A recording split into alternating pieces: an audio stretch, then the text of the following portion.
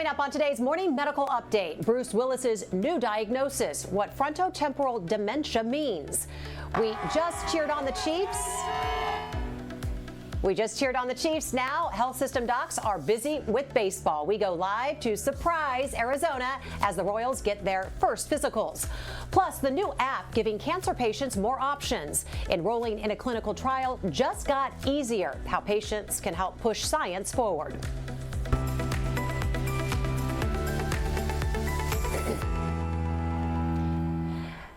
And good morning. It is Monday, February 20th. I'm Jessica Lovell. Welcome to the Morning Medical Update. Last week, we promised to bring you the story of a bride-to-be who paused her wedding planning for a heart surgery. However, our patient, Kaylee Patterson, her docs were needed elsewhere this morning, so we will share her story sometime in the near future. But let's start this morning with our morning rounds. And we have an update on actor Bruce Willis. You may recall last March, the 67-year-old star retired from acting due to a speaking disorder called aphasia. His family has now revealed Willis has since been diagnosed with something called frontotemporal dementia. Joining us live now this morning is Dr. Jeff Burns, a neurologist and co-director of the KU Alzheimer's Disease Research Center. Dr. Burns, good morning. Good morning. Thanks for having me. Always good to have you on the program. What is the difference between aphasia and this new condition that we're going to call FTD? Yeah, so aphasia is a language problem that can be caused by a lot of different things. Stroke being the most common one, where somebody has trouble after having a stroke, producing language or understanding language. And FTD is actually a neurodegenerative disease. It's in the family, related to Alzheimer's disease, neurodegenerative disease. And aphasia can be one symptom of FTD. And so in Bruce Willis's case, it appears that his early symptoms of FTD were this progressive aphasia. But FTD affects a lot more than that. It actually affects the front parts of the brain, and so we can see a lot of behavior and personality changes. Everything about a person can change, and it's a very devastating disease in that way. And then it can also affect language as well. So it's a progressive disease that really strikes actually younger people than, say, the average person with Alzheimer's disease. Tends to hit people in the 40s, 50s, and early 60s on average. So the answer to your question is, in this case, aphasia was probably an early symptom of his FTD, of his frontotemporal dementia. So then how is it diagnosed? As you're following somebody with the aphasia and then it moves into dementia, how is it officially diagnosed where you can say this is what it is now? Yeah, so a lot of our diagnosis is based on the signs and the symptoms that we're seeing, and then brain scans can be very helpful. So we'll do an MRI scan, and sometimes we can see the changes that we see shrinkage in the front parts of the brain, as opposed to an Alzheimer's disease, we tend to see it towards the back of the brain. And then PET scans can be helpful. PET scans, which look at the metabolism of the brain, and we can see changes in the frontal parts of the brain versus in Alzheimer's, where we might see it towards the back of the brain. We know diseases of the brain, they're so tricky and hard to understand, but how is it treated? Is there any treatment? Yeah, for frontotemporal dementia, we generally work hard to try to manage the symptoms. These behavior changes and the personality changes can lead to a lot of sort of what appears to be psychiatric problems, and are often treated by psychiatrists for years, sometimes before they're diagnosed. But the treatment of FTD is pretty limited. We try to help with some of these troublesome behaviors, and then we're working hard on developing new treatments. In fact, we have one clinical trial here for patients with frontotemporal dementia. It's sort of a specific type of patient with frontotemporal dementia who has a genetic mutation, a specific genetic mutation that we look for. And if somebody has that, we enroll them in this study, testing a new drug. So we don't yet have drugs that slow the disease process itself, and we just work to help manage the symptoms and the problem behaviors and help the families cope with these devastating changes. Well, that was my next and last question, was just any advice for families entering into this world of unknowns? Yeah, I mean, it's tough. I mean, it's, this disease is it's devastating. It's rare, but it hits people usually in their, in the 40s or 50s, at a time when they're still working and may have kids in the house. And it's a devastating condition. I'd say find help, and there are support groups. There's a FTD association, and then there's specialist centers like ours where we do see these patients fairly routinely, even though it's a rare disease. Dr. Burns, always great to have you on. We appreciate your time this morning. Okay, thank you. Thank you. Future medical achievements, as we know, like a cure for dementia or a cure for cancer, rely on patients willing to take part in studies and clinical trials.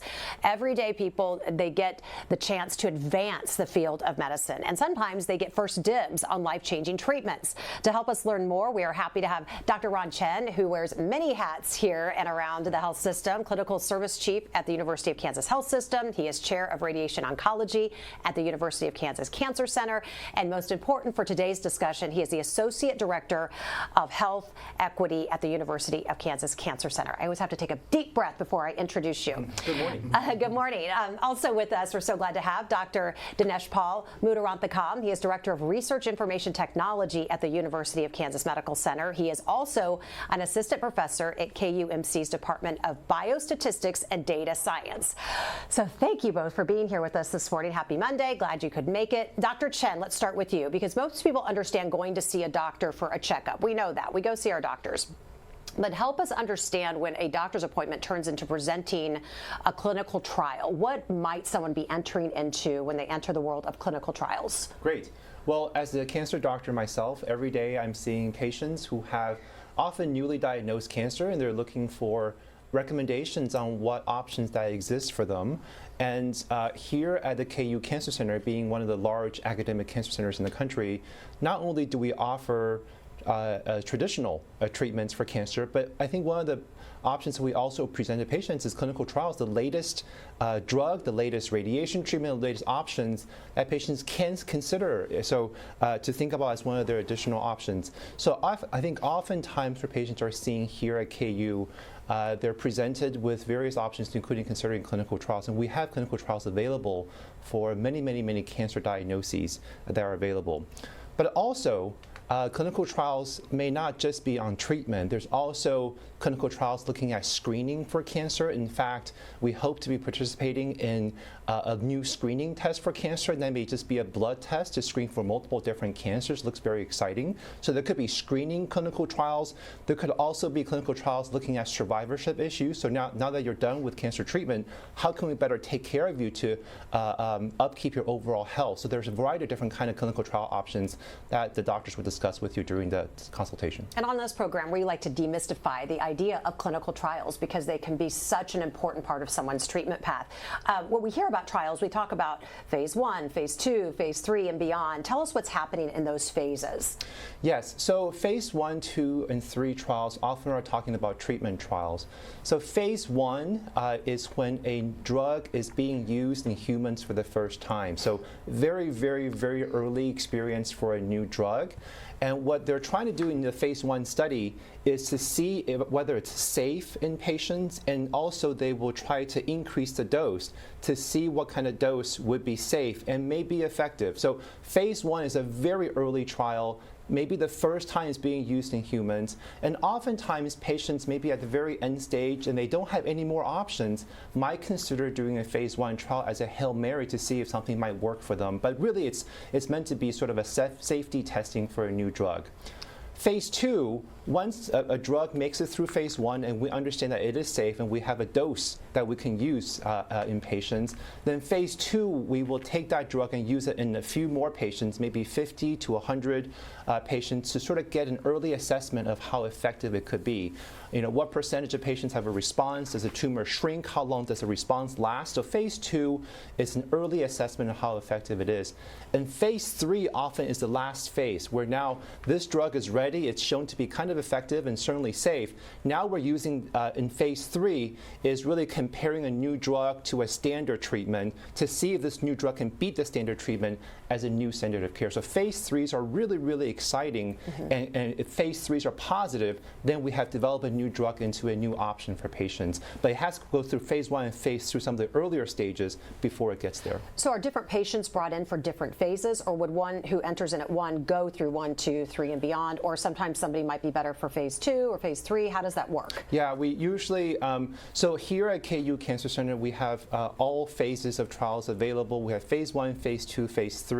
Now, each phase usually takes several years to complete. So for a particular patient, they probably would be presented with options and probably join a trial if they want to and go through that trial. It would be pretty unusual for a patient to participate in phase 1 and then phase 2 and phase 3, just because of how long each trial would take. So they can enter in at any time in which that treatment is needed for that particular patient. When the trial's available in the different phases, yep. Perfect. Okay, Dr. Mudaranthakam, very exciting. Your team has created an app to help cancer patients find clinical trials, because that can be tough. Who would, you start diving into the Google searching, into the internet, it's like, where do you find these trials? So why might someone use this particular app right there at their fingertips?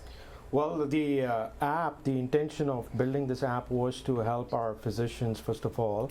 And in 2021, we had launched the app purely targeting our physicians. But recently, a couple of weeks ago, we have launched an app which provides information for patients and their family members. So in other words, I could say this app would act like a Tinder, per suppose, but more or less for matching the clinical trials with the right patients.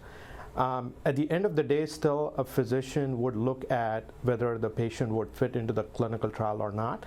But a patient or a family member could express their interest if they want to participate in a clinical trial by just clicking on the app and signing up themselves for the clinical trial.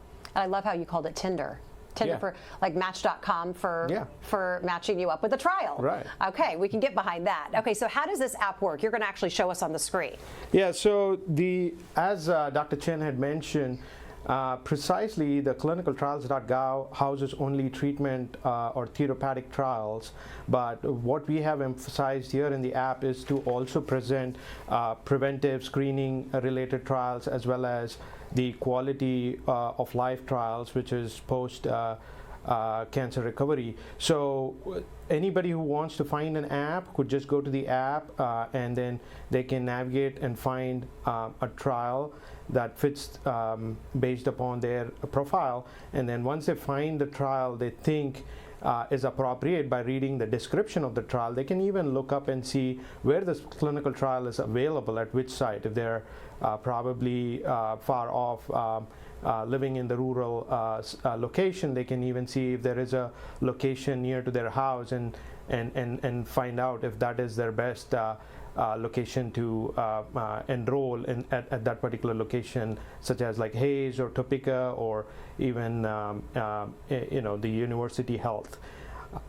But the key piece is there are 2 buttons that we recently added, which is a game changer, if you would like to say, because they can either sign up to request more information, or they could also just send their interest in an email, and our nurse navigator would directly engage with them and try to get them screened for the trial that they have expressed interest. So you just put in KUCC Clinical Trial Finder. I just tried it on my app here, and all I did was put in KUCC and it popped right up. That is super easy.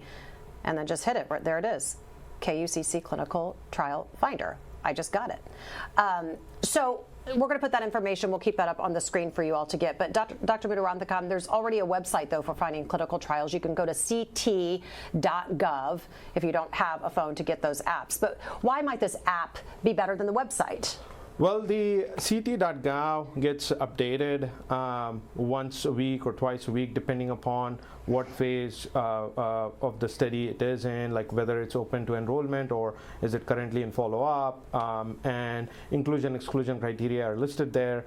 and then the contact of the study is listed. But the app actually navigates you and tries to showcase only those limited study. Again, going back to my analogy of Tinder, if I'm looking for certain characteristics in my partner, I want to plug those in and be able to identify my short list rather than the whole gamut of 100 studies, right? So that's what the app does compared to ct.gov, and also it refreshes on daily basis. The coordinators and the physicians who are here at the ground level are updating the status and ensuring that the right studies show up. So that's the beauty of it. And then they get directly in contact with a navigator. So instead of emailing in the dark or trying to call somebody or cold call somebody, they're emailing to the right screening member. So that way they can pair up and then start the next steps, which would be screening. And this was your brainchild, but this took a big team to pull off. Right? Absolutely, and I wouldn't have been able to achieve this without the help of, first of all, the great leaders, starting from Dr. Jensen, Dr. Chen, and our community leaders, and especially the Pivot members, our patient advocacy group, who have guided us at every step, and they were the ones who had given us input at every step, suggesting which buttons would be appropriate, and how should a patient navigate, and how do they think, because I'm a technologist, I'm a data scientist, but at the end of the day, they're the ones who have gone through this and experienced it, so they are best at it, and they know what they have experienced. So they have guided us throughout. So without them and without our technical team, we wouldn't have been able to get this rolled out. Dr. Chen? Yeah, I just want to chime in from a physician's perspective on this app. I really think it's an incredible resource for patients and puts the power in the patient's hands. You know, let's say you have breast cancer or prostate cancer. You've had some consultations, you've heard about the options, but you're wondering if there's clinical trials that are available to you. You can look into this app, look at breast cancer, look at prostate cancer, and there will come up with a short list of trials that could be suitable for your diagnosis. And so you can look through that and either ask your physicians about it or use the app to get connected to actually the trial team to ask specifically about that. So for patients who are out there anywhere watching this and they're wondering clinical trials, this app really makes it easy to see if that's an option for your treatment. And remind people how successful the trials are, not just on the research level, that's great because that advances us forward, but also for the patient and their treatment and their diagnosis. Yeah, I think the trials, clinical trials is how we make huge progress in cancer and every other disease. I'll just say that last week I was in San Francisco for a major cancer conference, and there were multiple presentations of positive clinical trials that's now going to change the standard of care in prostate cancer and bladder cancer and kidney cancer. These trials, I mean, just hearing about the positive trials, increasing survival, increasing cure rates for patients, every year there's positive trials that's going to make the standard of care even better. It's very, very exciting. You know, clinical trials is how cancer screening was proven to improve survival. PSA screening, mammography screening, it really takes clinical trials to show something is working and for us to advance the diagnosis and treatment for patients. But Dr. Chen, there is one big problem with clinical trials, and that is a lack of diversity. Most participants, they're white men, and we've talked about that, right? We need more diversity. But there is one local artist who is hoping to help the community visualize what is missing with the power of color. Thinking instead of a heart, I could do a pink ribbon. Okay. Local Kansas City artist Vania Soda connects with her Kansas City muse, breast cancer survivor Kim Jones. I never thought I'd see my face on the side of a building. Her face now a part of the Kansas City landscape and symbol of healthcare equality. Kind of like a time capsule to then be able to make my mark whenever I'm no longer here, that, you know, I used my own journey and situation to try to do as much as I could to try to help those that are going to come in behind me. It's a different kind of message of hope in a different way, I think, celebrating the people that has lived through it. Soto is using her passion for paint in a big way, helping to put a face to what's missing in cancer research. I feel like if the same race and group of people are the only ones going through these clinical trials, there's no way that we could advance the cure for cancer. I think using murals as a way of storytelling is really powerful. And it's an important story to tell. The FDA reports 75% of clinical trial participants are white. They're going to come and ring this bell.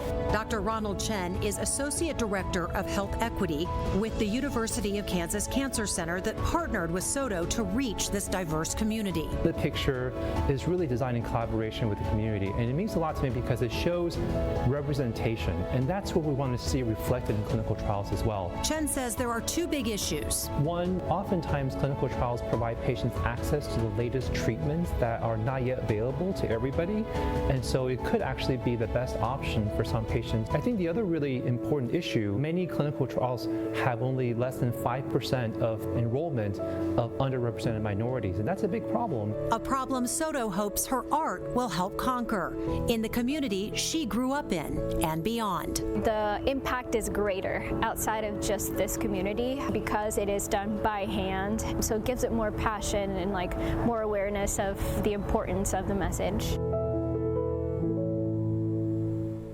Great story, Dr. Chen. I'm so glad we are all a part of that.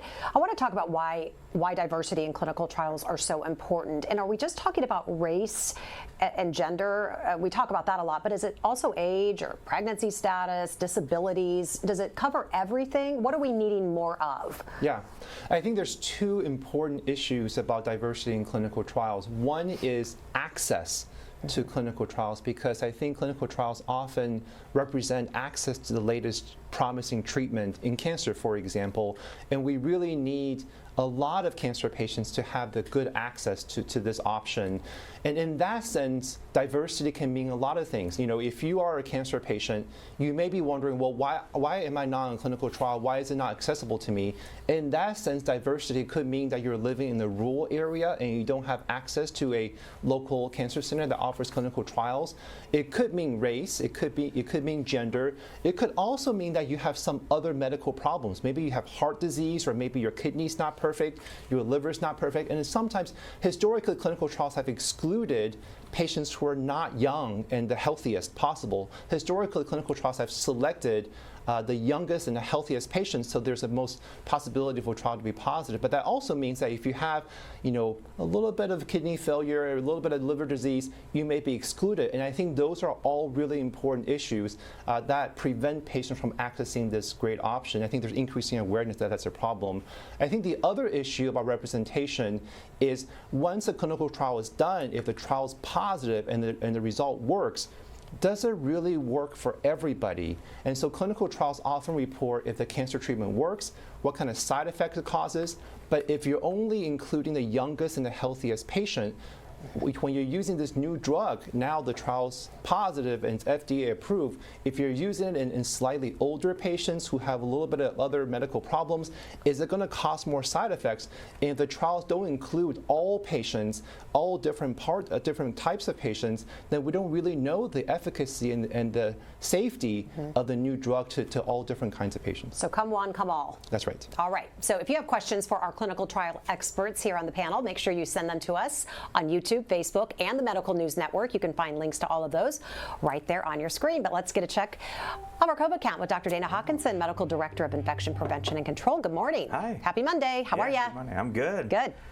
Yeah, right now we in the hospital, we still have 58 total infections, but 38 active infections, 11 of those in the ICU, and over the past week we did see our ICU numbers go up as well. 4 on the ventilator. You know, 38 active infections. I think we were at 26 or 27 on Friday. Some of this could be some reporting issues, administrative issues, as we look to see who has been here and see if we can count those in the actual recovery period. But I think for the most part of last week, we were really sitting on that mid-20s, 26, 27 active infections. So we'll see what the next couple days spring as far as that goes. So, Doc Hock, you took an interest in some new findings about treating COVID patients. As published in the journal Lancet, researchers asked if the novel coronavirus would rebound in patients after they got antiviral drugs for 5 days. Now, why were researchers asking that question, and of course, what did they find?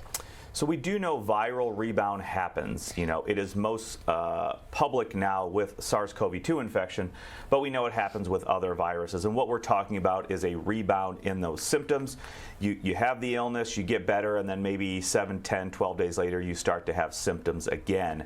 You also have viral rebound, so you have some more replication of that virus. And so people have been really concerned about that. The early studies of Paxlovid showed that that did happen. We know that in the real world, people who don't take those antivirals or that antiviral, it can happen as well. This was one large, well-done study that showed that really the amount of people who have that rebound with symptoms or virus is about the same if you take Paxlovid or you don't take Paxlovid.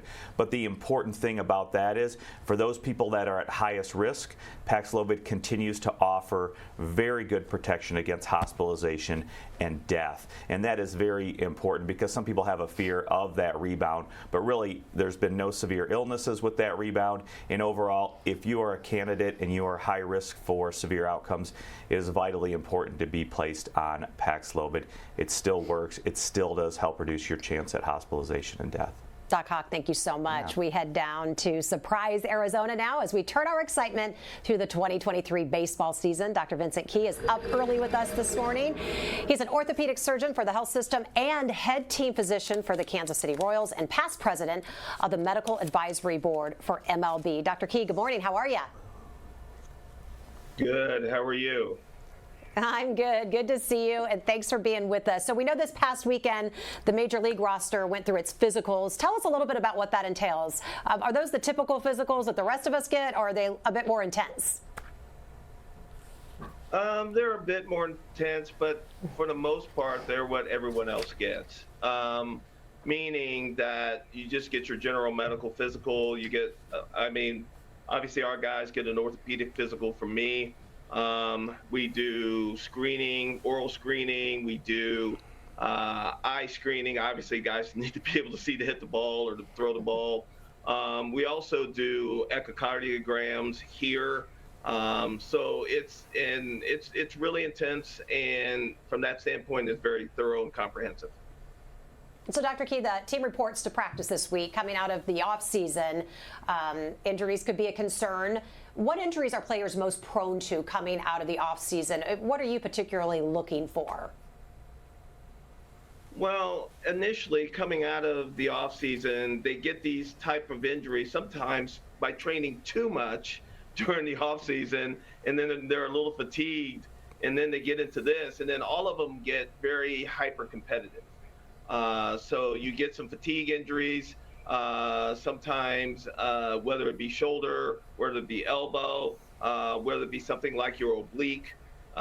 Sometimes you'll get those type of injuries. So it's a matter of management once these players get here in terms of, not trying to ramp up too much, too fast, too soon. So that's what we really talk to them about, is really easing into spring training as opposed to going 0 to 100. What's your advice for the young athletes coming out of the off season as well? They have big dreams of the big leagues. How can we make sure to keep them fit and healthy? Well, I think the biggest thing is being proactive instead of being reactive, meaning this. Usually the way that I do it in terms of baseball is that high school tryouts are usually the first week in March.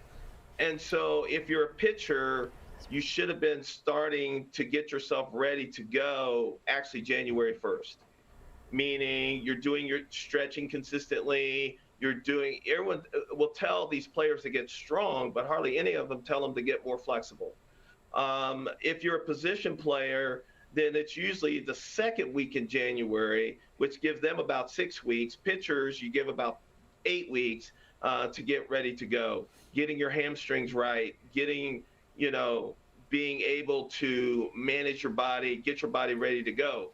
Because like I said, whether it be from a high school perspective, college perspective, or even the professional ranks, you try to go from 0 to 100. And if your body's not ready for it, then hopefully it doesn't happen, but sometimes it will happen that injuries crop up. Hey, Dr. Key, before I let you go, first spring training game is this Friday. What excites you most about the upcoming season?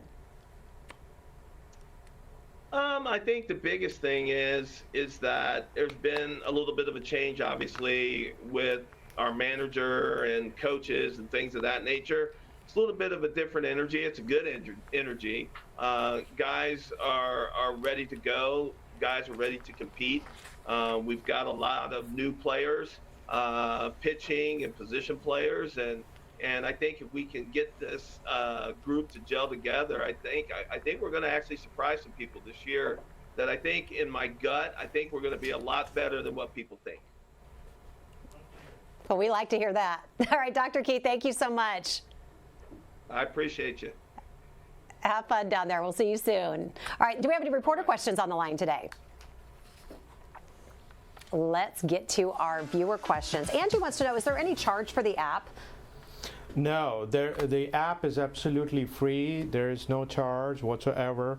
And anybody could just go to the App Store and download the app, and it will just install. And in case in future, if we make any changes or optimization, that will alert them on their phone saying there is an update to the app. And again, it's KUCC Clinical Trial Finder. I just pulled it up. It was super easy to find and download. So, Dr.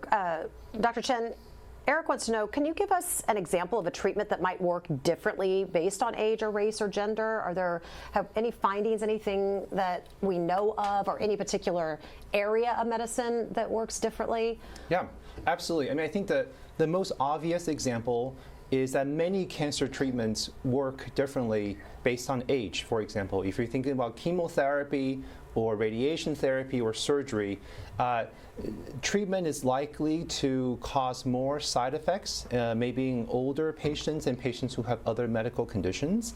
And sometimes it causes such side effects that you will have to stop treatment early before finishing, and therefore it doesn't work as well. So really having clinical trials that incorporate not only young, healthy patients, but also older patients with some other health problems really help us understand that issue. And Bob asked, is it just new drugs that get tested, or is it other things? You mentioned screening. Yeah. So tell us about that. Yeah, absolutely. I think there's all sorts of different clinical trials. I think treatment is the one that we think about most often, but there are new screening tests that are being tested that's going to be even better than what we have today. What I mentioned is maybe a new blood test that can screen for a variety of different cancers, maybe in the future replacing colonoscopy, replacing mammography, replacing PSA, just have one blood test that can screen for a variety of cancers. I mean, sounds promising, but we have to go through clinical trials to see whether it actually works. I recently led a national trial looking at survivorship issues. So patients after cancer treatment may have sort of long-term side effects and may neglect other problems that they have. So looking at how we can sort of increase our survivorship care so patients really follow up with their heart disease and manage their side effects, how we can better take care of them. Those are all sorts of clinical trials that are potentially available. Megan wants to know, she said, what is KU Cancer Center doing to try to get more diversity in clinical trials? We saw the beautiful mural that we teamed up with on that local artist, but what else are we doing? I think people want to see what kind of action is being taken, and how can us as community members get the word out? Yeah, I think that's a really good question. I'm going to start, and I want to pass it over to Dinesh as well. So there's a variety of things. I think one of the concerns that some patients have about clinical trials is, one, I don't want to be experimented on. I'm a patient. I don't want to be an experimental guinea pig or something. I think that's a concern. And people are concerned about the safety and also ethics of clinical trials. I really think that those concerns can be alleviated. A lot of clinical trials nowadays are comparing standard treatment versus standard treatment plus a new drug, and there's no way to lose as a patient. You're either getting the standard of care or standard of care plus something new, and that something new ends up being positive. You've gotten even better treatment. Right. And I think really being able to consider those options where you can't lose as a clinical trial participant, and understanding that clinical trials have gone through now multiple rounds of ethics approval to really to open to be accessible to patients. I think that's important to understand. The other thing that I think we're doing as a cancer center is we're actually tracking now patients who are enrolling to see whether we have good representation, and Dinesh's team actually really leads the effort on that. So I want to give him an opportunity to talk about this. Yeah, thank you, Dr. Chen. As some of our initiatives, primarily what we do is we track every patient that is being screened, as well as every patient that gets enrolled onto any of our trial that is open here at the Cancer Center, as well as our community partners. And what we do is monthly we summarize these metrics and present it to our equity team to figure out how well we are doing, because we need to lay some benchmarks and some standards in order to improve on our metrics. So that's the first step what we do. And then secondly, as part of our few initiatives, we have started surveying our patient community and have been asking for their perception. What do they think about clinical trial, and are they willing to participate in future clinical trials, and how do they obtain the information about clinical trial? So we have looked at these responses. We are glad to report that we got roughly around 700 people taking this response who are residents of Kansas living across the state, and there is a lot of interest through the responses, that's what we could say, and they're willing to participate. So that is key. And I want to remind, these clinical trials are being open and made available in the best interest of the patient. So patients can always have those conversations with their clinical provider to see what fits best to their profile, and then they can always enroll and discontinue if they didn't like it. But also keep in mind, every treatment that's available today out there was at some point a clinical trial. So if those treatments wouldn't have been tested, today we wouldn't have had that opportunity to extend that service to the patient. So it's not just about them, but it is about the community. They're helping the community and helping find new groundbreaking drugs. So that is key here. And of course, the app is putting the power back at the patient. And Dr. Chen, you've said before, it's a team effort. Don't just wait for your doctor to bring the trial to you. You can bring the trial idea to them as well. Just before we go, Joellen had a comment. Joellen, good morning. Thanks for watching. She says, I feel age is a big barrier to everything medical. Treatment, options being written off due to normal aging issues, access, transportation, less technology skills, advocacy. The list goes on and on. Is age a big barrier? Is it getting better, or as we go on, is it worse? Where are we seeing the biggest dips? I do think that it's getting better. Okay. I think maybe 10 years ago, clinical trials really were selecting for younger patients and even had an age restriction above a certain number, 70, 75, you are not eligible for some of these clinical trials. I think now there's increasing awareness that that is wrong. We really want older cancer patients to have access to clinical trials. We also want to make sure that these new treatments are safe for older patients. And so I really think it's getting much better. Yeah, and I think, somebody of an older age, that could be their legacy, entering into a trial and, again, advancing medicine, which is what we're always trying to do through research. I want to get final thoughts from our guests, and Dr. Muruganthakam, I'm going to start with you. Sure. I just want to say, this is a great opportunity to participate and take the advantage. Clinical trial, access to clinical trial is, again, a great way to ensure that your involvement and your representation is shown through the community, as well as this is an option to overcome some of the financial burdens, because clinical trials, some of the treatment that is being provided is being paid by either the sponsor or the pharma. So why not take the opportunity and try to benefit by participating in the clinical trial? And I just have to jump in with Amberly's comment, Dr. Chen, before I let you go, which she says, how can I provide clinical trials to those, how can we provide them to those living in rural areas? And I know apps like this help get the word out, but how do we get access? How do we get that transportation? How do we get them involved? Yeah, that's a great question. Actually, I was going to, I want to really give a shout out to the Masonic Cancer Alliance. So KU Cancer Center, understanding that rural patients may have a hard time accessing clinical trials, we have the Masonic Cancer Alliance, which is really a group of cancer centers throughout Kansas and western Missouri. In the Masonic Cancer Alliance, these local, smaller cancer centers can offer the clinical trials that we offer here at KU, but patients can be treated closer to home on these trials. So really, I think this really helps some of the rural patients, maybe in western Kansas, have access to clinical trials that we offer, but getting treated closer to home. Yeah, I had to ask that question. With a state like Kansas, where you have so much out west, I want to make sure that people have access and know about this app and know the work that we're doing. Last final thought, Dr. Chen. Well, I gave a shout out to Masonic Cancer Alliance. I also want to give a shout out to Kim Jones, who we saw in the video, but also our community partners throughout Kansas and throughout the Kansas City area.